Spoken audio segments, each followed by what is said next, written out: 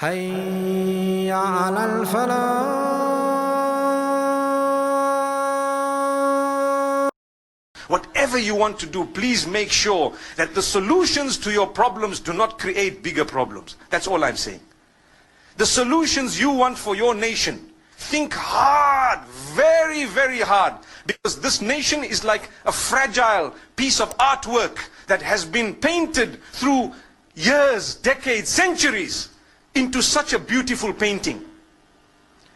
Don't try and correct a little cobweb on your painting in a way that you break the entire painting. That's all I'm saying. You want to correct something, do it in a way that will solve the matter.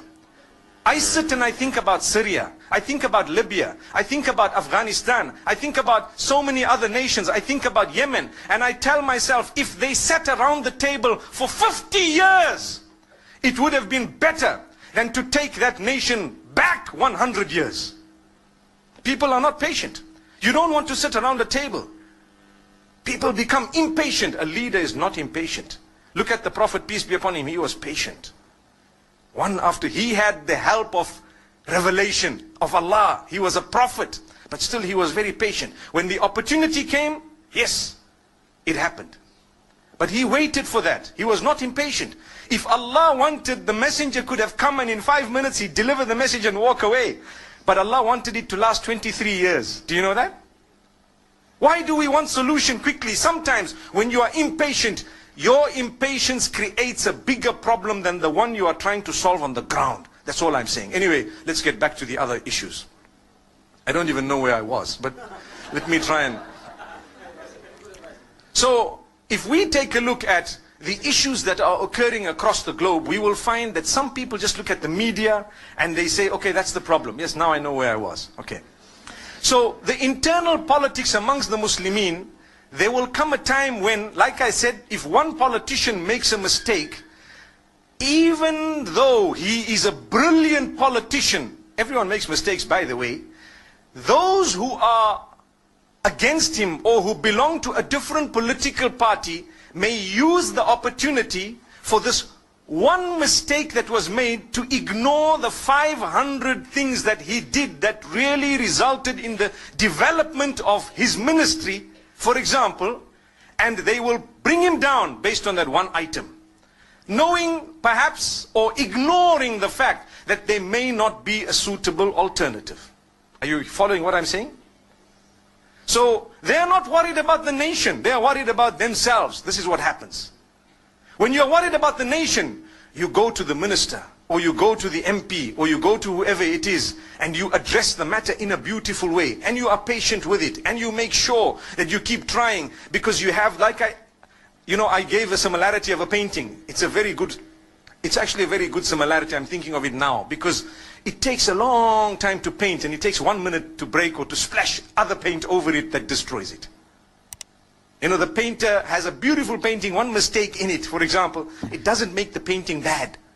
So, what happens in Islam as well, as a religion, the people of different sects, they become opportunists.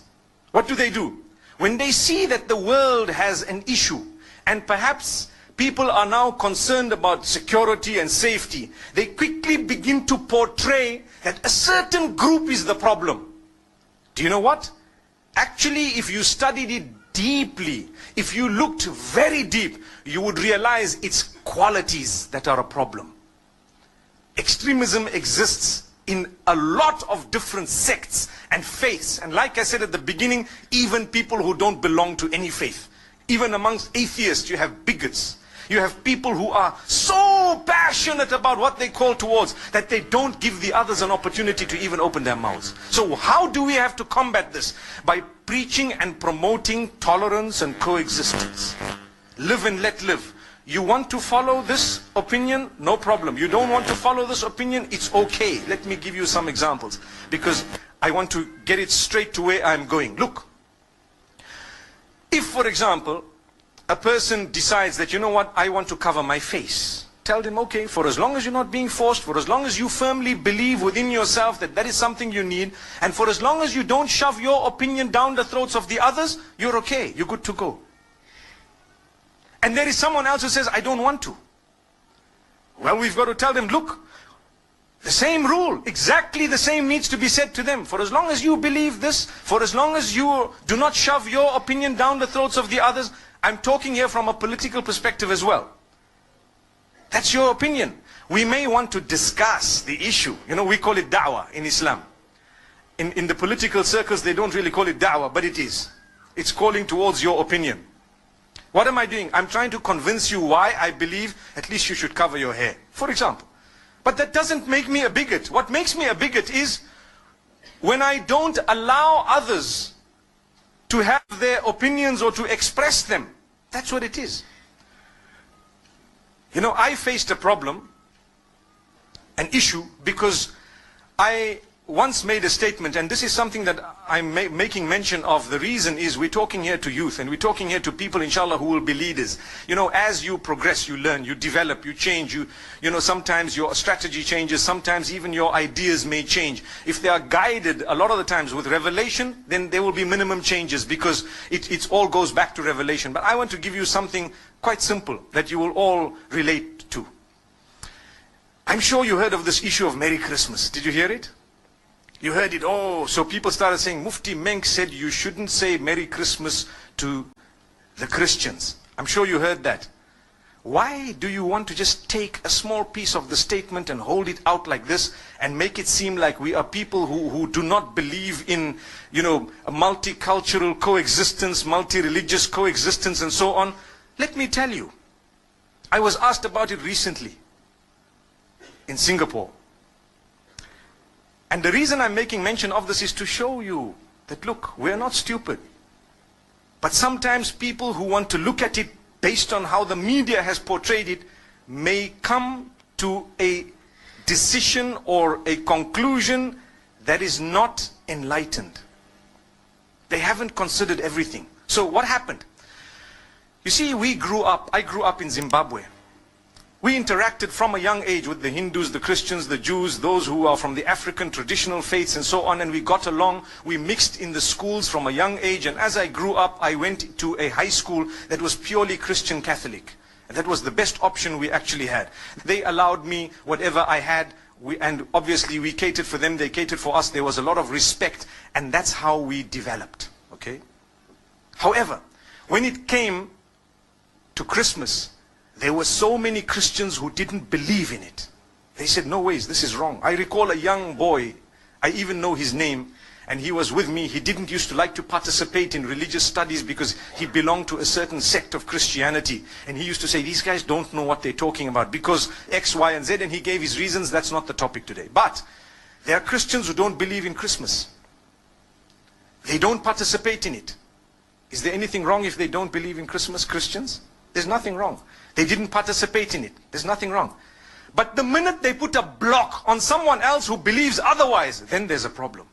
That's what we're saying. So the question you have to ask yourself, did you stop people from celebrating what they want? No.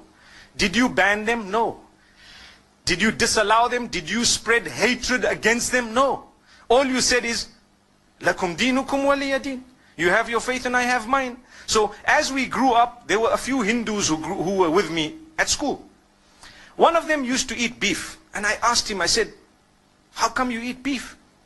Isn't this supposed to be one of the gods that you consider, a god with respect to them, with due respect to them? But he says, no, this is a special beef. I didn't understand that, but it was just that, okay, I'm not such a strict Hindu. That's what it meant. There were other Hindus who would tell him, listen, you are wrong. There were other Hindus who told him you are wrong. And there were other Hindus who tried to correct him. But he kept on eating it. And then, when it came to Eid al-Adha of the Muslimin, they would never congratulate us. Why? Because we are sacrificing or slaughtering their God, so to speak. We never ever felt bad. Don't expect, and please don't expect a Hindu to tell you Eid Mubarak at Eid al-Adha. Respect them and understand that what you are doing is blasphemous to them, but they've allowed you to continue. It doesn't mean they hate or they are intolerant. It just means that they believe differently and they have a separate system of belief, and it would be insulting to them to actually come onto this side here and tell you, look, as much as you're cutting my God, but well done, welcome, enjoy it, enjoy that. You don't expect it. Come on, use your brain. This is what tolerance and coexistence is all about. It's not about a statement, it's more about allowing them to believe what they have to, with respect in a way that you respect what they have as well. That's all it is. So what happened is, as time passed, it was amazing, because when it comes to the other faiths, we found the same. People didn't participate in some rituals of other faiths. That did not make them bigots, but they respected each other. There was a young man who became a Muslim from the Hindus. The day they were, when they die, what happens is they burn the body. They cremate that body. So this young man, his father had died, and they were cremating the body, and they asked him as the oldest son to actually light the fire. And he said, look, as much as you want me to do it, and that's my father, I'm sorry, it goes against my beliefs. And it caused a commotion until some of those who were wise, who knew, they said, look, that's the man's beliefs. Come on, leave him. Let the next son do it. How can you impose on him some... The idea is to coexist with your difference. That's what makes you a rainbow nation. That's what it is. But you don't shove your opinion down the throats of others. Just like now, in the Western world, they are banning you from covering your hair in some countries. That would create another problem. Why? Like the Honorable Minister said, it would make people feel that they are at war with the system, because hey, you know what, this is my basic right to believe something. I believe this is wrong, I believe this is right. That's the idea. So, from among the Muslims, there are those who believe that it's okay to participate in Christmas. And from among the Christians, there are those who believe that it's not okay to participate in Christmas. Look at the irony. But the idea is, if you believe that, by all means go ahead. You are answerable to Allah, not to me. If this one believes otherwise, go ahead, but please don't impose it on me. If I don't want, it's one of those things. Come on. Live and let live. Today, the problem is with all parties. We believe we are the only ones who are right. So we want to shove our opinions down the throats of the rest of the world. If not, they are the problem, they are the terrorists, they are the issue, they are this, that. Watch out. The words you are using will be used against you as well.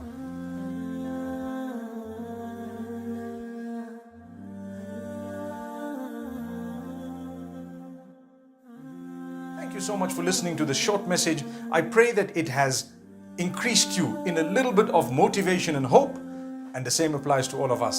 Jazakumullah khair. Assalamu alaikum wa rahmatullahi wa barakatuh.